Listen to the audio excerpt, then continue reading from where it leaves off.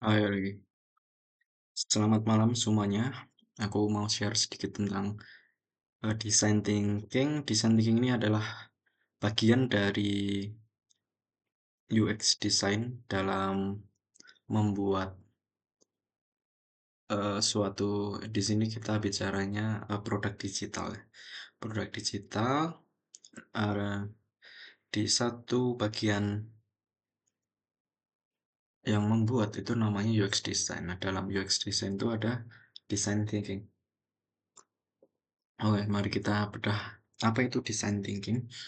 Jadi, design thinking itu adalah suatu metode untuk, mmm, menyelesaikan suatu masalah yang ditemukan saat kita membangun suatu produk. Contohnya, misal Gmail deh. Gmail itu kan dia adalah penyedia layanan kirim dan menerima email kan, surat elektronik. Nah, dia itu pasti ada masalah yang ditemui, yang didapat dari pengalaman penggunanya, yaitu user experience-nya. Nah, misal, eee, pengguna yang menerima email dalam jumlah yang banyak, dia akan cenderung kebingungan untuk mencari email spesifik. Nah, maka di Gmail, dia menyediakan fitur search. Nah, di fitur search-nya ini dia bisa mengkategorikan email yang dicari berdasarkan tanggal, berdasarkan isi, judul, atau pengirim. Nah, itu suatu masalah yang bisa dijadikan contoh kasus design thinking. Oke, lalu kita bahas apa isi dari design thinking. Nah, design thinking sendiri dibagi menjadi 5 tahap. Yang pertama adalah empathize, lalu ada define, lalu ideate, lalu prototype, dan yang terakhir adalah test. Mari kita pelajari satu-satu ya. Bisa disembunyi nggak sih? Nah, oke, kita dari empathize. Empathize itu adalah mencari masalah yang dialami user terhadap suatu produk.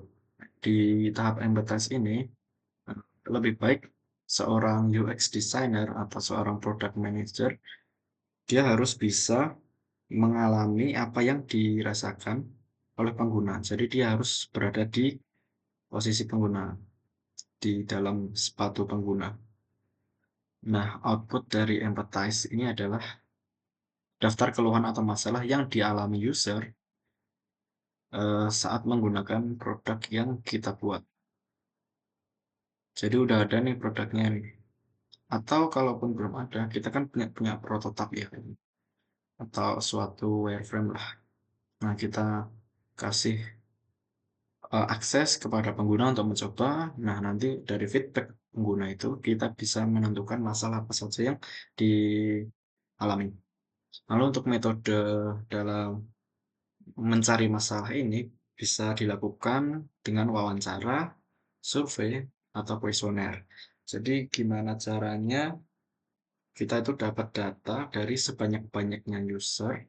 Nah, nanti kita selanjutnya akan masuk ke tahap yang selanjutnya, yaitu define. Kita menentukan masalah utama yang akan dicarikan solusinya.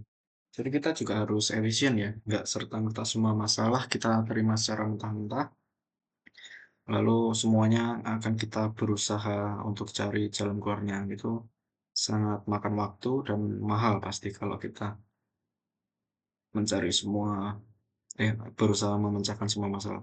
Dan di dalam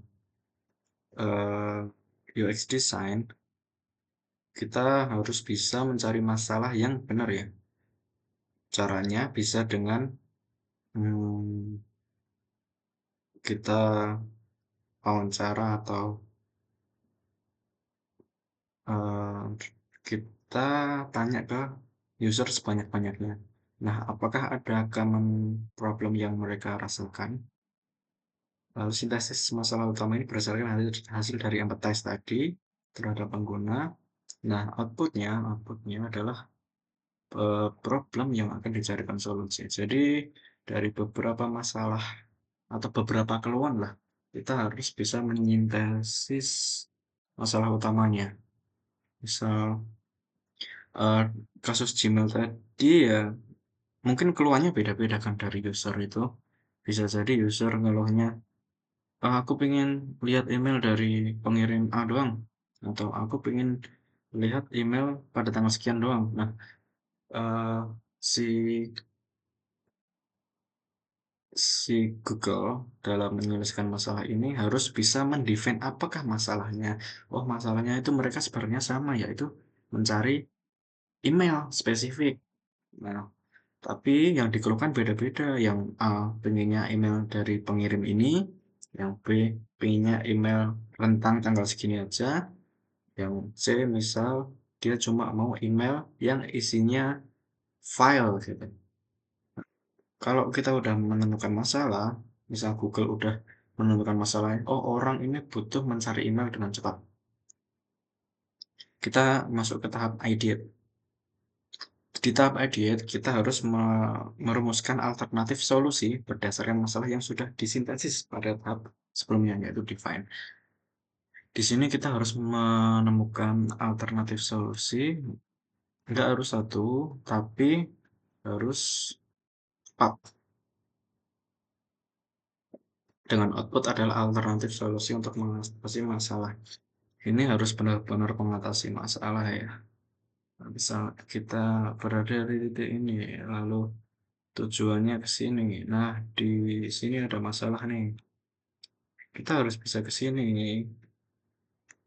Kita harus bisa membuat user seperti contoh Gmail tadi, bisa membuat user menemukan emailnya dengan misal alternatif alternatif masalah. Kan pasti banyak ya kalau kita brainstorming dengan tim itu pasti ada banyak ide kan. Nah, kita di tahap ideat ini adalah kita brainstorming berdasarkan bisa berdasarkan pengalaman, bisa berdasarkan data, tapi intinya harus bisa menyelesaikan masalah. Nah, untuk selanjutnya kita masuk ke tahap prototyping.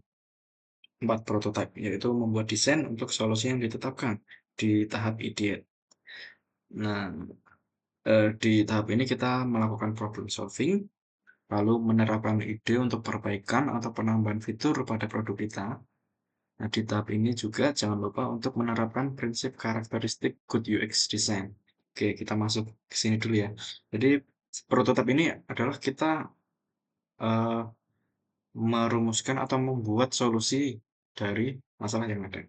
Tapi kita juga harus menerapkan karakteristik good UX design ya, terutama di produk digital. Nah, good UX design ini ada 4 poin. Yang pertama adalah useful, ini eh, useful, usable, equitable, dan enjoyable. Useful, fitur yang kita buat haruslah berguna. Dia harus efektif untuk mengatasi masalah.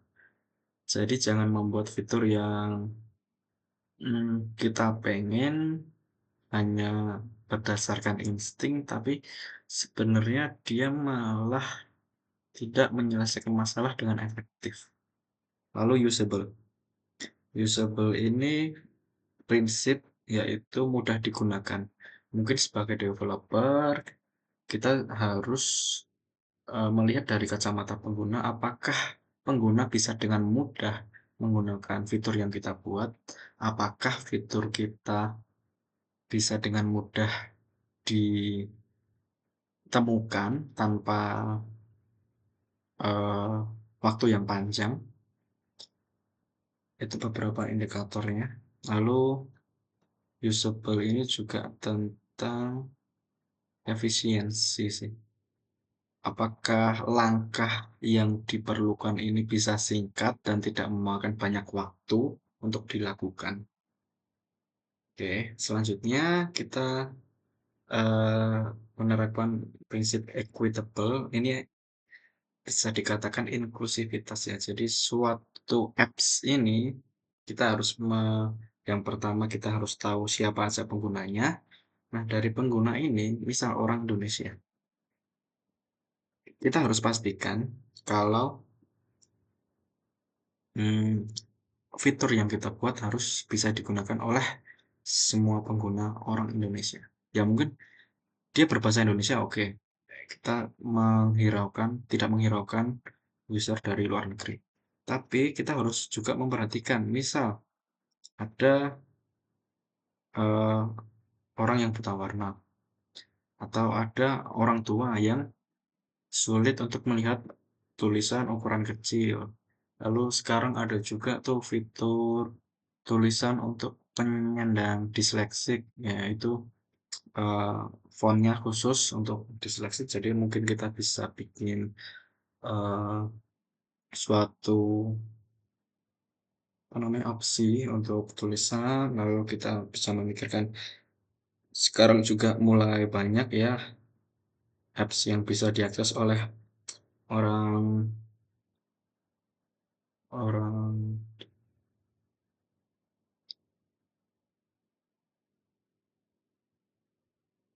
orang buta, lalu orang tuli mungkin. Jadi misal kalau orang buta itu bisa dengan voice over, lalu kalau orang tuli bisa dengan tulisan. Kalaupun video diberi subtitle seperti itu ya. Lalu enjoyable. Nah, ini yang justru menurutku yang paling penting dalam menerapkan suatu fitur. Apakah suatu fitur itu memuaskan terhadap penggunanya? Apakah suatu fitur itu bisa bikin pengguna betah menggunakan aplikasi kita? Apakah fitur itu bisa bikin pengguna balik? Dan yang paling penting, apakah fitur ini begitu memuaskan sehingga orang bisa merekomendasikan, pengguna kita bisa merekomendasikannya ke orang lain. Itu karakteristik good UX design. Kita move ke tes. Lalu setelah kita membuat solusi dari masalah yang timbul, kita akan melakukan testing. Kita setelah membuat solusinya, kita lemparkan lagi ke pengguna. Ini loh solusi yang kami buat. Menurutmu gimana? Apakah sudah enak? Nah, kalau di sini bisa dua output ya. Oke, dan ada feedback. Nah, kalau ada feedback, kita bisa kembali ke nah, kalau feedback itu kan berarti kita dapat masalah lagi ya. Kita bisa balik ke tahap ideate. Nah, ini adalah suatu proses siklikal ya. Jadi muter terus karena suatu program, suatu apps atau produk digital gitu pasti akan selalu harus update untuk mengikuti perkembangan zaman, untuk mengikuti pasar, dan agar aplikasi atau produk digital yang kita buat tetap relevan terhadap pengguna. Itu. So, that's it. Itu dulu untuk design thinking yang aku pelajari.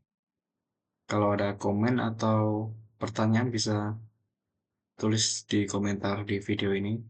Thank you guys.